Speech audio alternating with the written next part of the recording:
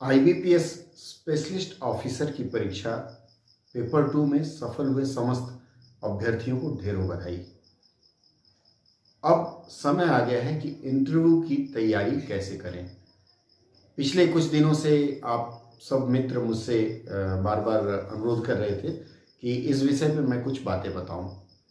आज के इस सत्र में मैं आपको बताने जा रहा हूं कि आईबीपीएस स्पेशलिस्ट ऑफिसर की तैयारी कैसे करें और क्या करें कि सफल होने के आसार बढ़ जाएं। देखिए, जब आप इसके साक्षात्कार के लिए जाते हैं तो आपको 3 चीज़ों पर विशेष रूप से ध्यान देना पड़ता है। पहला, आपका ड्रेस कोड। दूसरा, आपका सब्जेक्ट नॉलेज ज्ञान, मतलब विषय का ज्ञान। और तीसरा है कि विषय के अलावा और चीज़ों का ज्ञान। आपसे जो चीज़ें उनको जाननी थी या आपकी काबिलियत जो उन्हें देखना था वो पेपर 1 और 2 में देख चुके हैं। मूल रूप से ये जो साक्षात्कार का सत्र होता है, यह सत्र होता है इंटरेक्शन का, मतलब आपसे प्रत्यक्ष रूप से मिल करके बैंक यह जानना चाहती है कि आप हिंदी अधिकारी के रूप में कितने सक्षम हो सकते हैं या फिर आपके अंदर क्या अच्छे गुण हैं जिसके आधार पर आप एक सफल हिंदी अधिकारी बन सकते हैं। पहला जो ड्रेस कोड आपको ध्यान रखना है। अगर आप पुरुष हैं तो सबसे बड़ी बात है कि जैसे शादी ब्याह में जाते हैं तो सज धज के जाते हैं, वैसे इंटरव्यू को भी शादी ब्याह समझिए। चयन होने जा रहा है आपका दूल्हे के रूप में, तो आप वहाँ अपने ड्रेस कोड का ख्याल रखेंगे। आमतौर पर यह माना जाता है कि जब आप कहीं साक्षात्कार के लिए जाते हैं तो आप नीचे से शुरू करें। शूज़, जूते आपके फीते वाले हों, फीते वाले ना भी हों तो अगर लेदर के जूते हैं या लेदरेट हैं तो अच्छी तरह से साफ और पॉलिश किए हों। अगर आप स्पोर्ट्स शू का इस्तेमाल करते हैं तो आपका स्पोर्ट्स शू 1-2 दिन पहले साफ कर लीजिए, गंदगी ना दिखे उसमें। उसके बाद फिर आगे बढ़ते हैं। जीन्स पहन के जाना ना करें, जीन्स अवॉइड करें। हो सके तो पैंट पहनिए, आप ठीक ठाक पैंट पहने और उसके ऊपर फिर शर्ट लाजमी है, शर्ट रहेगा ही रहेगा। इसमें क्या होता है, अगर आप लाइट कलर की पैंट पहनते हैं तो डार्क कलर की शर्ट हो या फिर डार्क कलर की पैंट हो तो लाइट इस तरह का कॉन्ट्रास्ट कलर ले लीजिए। बाल अच्छे से कंघी किए हुए हों, वो आप प्रवेश करने से पहले भी ठीक कर सकते हैं। दाढ़ी अगर आप रखते हैं, बड़ी दाढ़ी आजकल फैशन बन गया है, तो बड़ी दाढ़ी रखते हैं तो वो भी ठीक से ट्रिम किया हो। मूछे, कुछ लोग नथु लालिए जैसे ऐसे ऊपर की ओर रखते हैं, तो अगर मूछे वैसे रखते हैं तो वो भी अच्छी तरह से, मतलब देखने में लगना चाहिए कि आप सही में ठीक ठाक बन के आए हैं, अधिकारी दिख रहे हैं।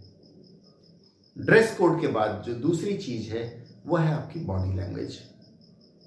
बॉडी लैंग्वेज में यह देखा जाता है कि आप जब इंटरव्यू रूम में पहुंचते हैं तो आप प्रवेश करने से लेकर के और कुर्सी पर बैठने तक आपका अप्रोच कैसा रहता है, आप किस तरह से आते हैं।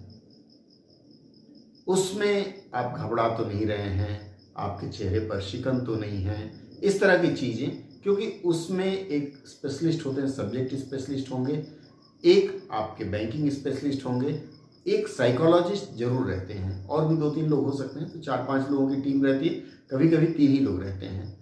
तो साइकोलॉजिस्ट आपको सिर्फ ऑब्जर्व करते रहेंगे पूरे इंटरव्यू के दौरान। अगर उन्हें किसी चीज़ पे आपको क्रॉस करना है तो एक आध प्रश्न पूछ सकते हैं। तो वहाँ आपको विशेष रूप से इस बात का ध्यान रखना है कि आपका बॉडी लैंग्वेज ठीक हो। बॉडी लैंग्वेज का मतलब जैसे आप चेयर पर बैठते हैं तो आप अकड़ के ना बैठें, आपका इस तरह से डिफेंसिव पोज ना हो, इस तरह से ना हो, आगे झुके ना हो, पैर आपके पीछे की तरफ एक दूसरे को क्रॉस करते हुए ना हो। तो ये 2-4 छोटे छोटे टिप्स हैं जो आप ध्यान रखें। कहने का मतलब है कि आप एकदम रिलैक्स होकर के बैठें, किसी तरह का चेहरे पे तनाव ना हो, शरीर में किसी प्रकार की अकड़न ना हो। उसके बाद जब आप बातचीत करें तो कई बार क्या होता है, हम हैंड गेस्चर कर रहे हैं, जैसे मैं भी बात करते हुए हाथ हिला रहा हूँ, तो इसमें हैंड गेस्चर बहुत अधिक ना हो, थोड़ा बहुत चल जाता है, एक आध बार उठ गया तो।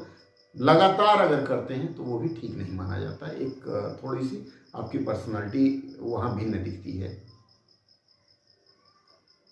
आप जब कमरे में आएँ तो घुसने से पहले परमिशन लें, मे आई कम इन, या मैं अंदर आऊँ, और उसके बाद जब वो कहें ठीक है बैठिए तो बैठिए, बैठते समय आपकी कुर्सी ढंग से खींचिए और ढंग से बैठें। और अगर मान लीजिए आप सूट पहन के जाते हैं तो बैठते समय, चेयर बैठते समय बटन खोल सकते हैं इजी और रिलैक्स होकर के। ये हो गया आपका दूसरा पक्ष बॉडी लैंग्वेज का। और फिर हम आते हैं सब्जेक्ट मैटर पर। चूंकि आप राजभाषा अधिकारी बनने जा रहे हैं तो यह आपसे अपेक्षित है कि राजभाषा नियम, अधिनियम, राजभाषा संकल्प ये आप पढ़े हों। एकदम ऐसा ना हो कि बिल्कुल जानकारी नहीं है। राजभाषा नियम और अधिनियम के लिए मेरे ब्लॉग gali GALI-kucha.blogspot.com पर आपको ढेरों सामग्री मिल जाएगी।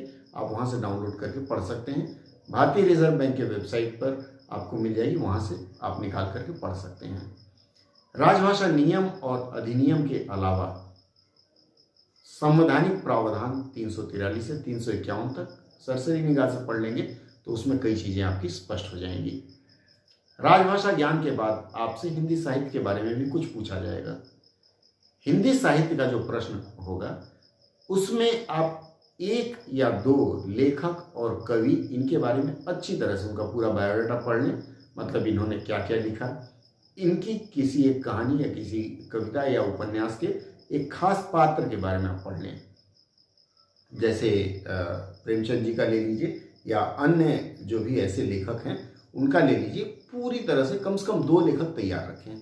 यदि आपसे पूछा जाए तो आप कहें हाँ मैं उपन्यास पढ़ता हूँ तो इनकी पढ़ा हूँ। कितने उपन्यास है क्या है वो आप पढ़ लीजिएगा, वो आपके लिए फायदेमंद रहेगा। उसके बाद यहाँ से होने के बाद, राजभाषा से प्रश्न होने के बाद फिर आपको पूछा जाएगा इसमें, और यहाँ होने के बाद हिंदी साहित्य के बाद फिर आप हो सकता है आपके बैंकिंग नॉलेज से भी पूछा जाए। आज के समय में सबसे ज़्यादा बैंकिंग सेक्टर से अगर कोई प्रश्न बनता है तो बैंकों के विलय के बारे में आप पढ़ लीजिएगा, विलय क्यों हुआ, कैसे हुआ। और उसके बाद जो और ज्वलन चल रहा है वो है क्रिप्टो करेंसी के ऊपर। क्रिप्टो करेंसी और डिजिटल करेंसी में क्या अंतर है, भारतीय रिजर्व बैंक क्रिप्टो करेंसी जो निकालने वाली है जो डिजिटल, उसके बारे में आप थोड़ा सा पढ़ लीजिएगा क्योंकि हो सकता है उससे प्रश्न हो। उसके बाद बैंकिंग ऑपरेशन से SLR, PLR, इस तरह के लेंडिंग रेट्स, डॉलर के रेट, और जिस दिन आप जाएं उस दिन का अखबार जरूर पढ़ लें, उसके 1-2 दिन पहले का अखबार पढ़ लें। इतनी प्रक्रिया यदि आप पूरी कर लेते हैं तो आपके चयन में असुविधा नहीं होगी, क्योंकि जो पूछें। अच्छा, उसके बाद अगर इंटरव्यूअर कुछ प्रश्न पूछ रहे हैं आपको ना आता हो तो स्ट्रेट फॉरवर्ड बोलिए, सर मुझे इसका उत्तर नहीं आता।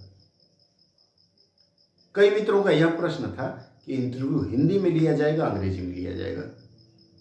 देखिए, इंटरव्यूइंग बोर्ड है, सिलेक्शन के लिए, रिजेक्शन के लिए नहीं है। अगर आपको अंग्रेजी नहीं आती है तो आप बोल सकते हैं, और थोड़ी बहुत तो अंग्रेजी टूटी फूटी बोल ही लेते हैं। तो अगर वो अंग्रेजी में आपसे सवाल करें, आप सहज नहीं हैं, तो आप बोल दें कि सर अंग्रेजी में मैं असहज हूं, तो आप हिंदी में क्या मैं बात कर सकता हूं। फाइन, वो आपको मौका देंगे। यदि आपको लगता है आप अंग्रेजी के एक्सपर्ट हैं, आप हिंदी नहीं बोल पाते, बहुत ऐसे मित्र हैं जो हिंदी नहीं बोल पाते, स्वाभाविक है, उनका बैकग्राउंड हिंदी का नहीं रहा है, लेकिन हिंदी पढ़ लिया उन्होंने गलती से, तो ऐसे मित्र बोल दें sir I don't know Hindi, even I can't speak, ऐसे बोल दें तो वो आपसे अंग्रेजी में वार्तालाप करेंगे। वार्तालाप लेकर के कोई दिक्कत नहीं है। बहुत ऐसे मित्र होंगे जो दोनों में असहज होंगे, वो अपने हिसाब से काम चला सकते हैं, तो भाषा लेकर के परेशान ना हो। जम्मू कश्मीर की नई राजभाषा बनी है, उसके बारे में थोड़ा पढ़ लीजिएगा। और बाकी क्या प्रश्न रहेगा, एक सत्र में हो सकता है लाइव करूं कैंडिडेट के साथ में, बाकायदे हमारा बोर्ड बैठेगा और उसमें सब्जेक्ट एक्सपर्ट, बैंकिंग एक्सपर्ट सबको लेकर के, और मैं लाइव कैंडिडेट के साथ एक प्रोग्राम करूं, वो मैं यूट्यूब पे अपलोड करूंगा। तो हो सकता है 1 हफ्ते के अंदर मैं ऐसा करूं, उसकी सूचना आपको दे दूंगा। आप चाहें तो उससे देख करके कुछ एक आइडिया लगा सकते हैं। पर यहाँ जिन विषयों पे मैंने बात किया, समअप कर रहा हूँ। आपका सबसे पहला, आप आएंगे ड्रेस कोड के बाद बॉडी लैंग्वेज के बाद राजभाषा पे, राजभाषा के बाद हिंदी साहित्य का 2-3 सूत्र पकड़ लीजिए, और हिंदी साहित्य के बाद बैंकिंग का जो करंट चल रहा है उसके बारे में। ये 5 चीज़ें अगर आपके पास हैं, 5 उंगली है तो मुट्ठी आप बांध सकते हैं। क्या चाहते हैं आप? मुट्ठी बांधना मतलब जॉब आपके हाथ में, इंटरव्यू में सफल होंगे। करना चाहते हैं तो बिल्कुल इस रास्ते पर चलें, और मुझे लगता है कि अब तक मेरी बात मानकर आप सफल होते रहें। इस बार फिर मानिए, सफलता आपके कदम चूमेगी। जय हिंद।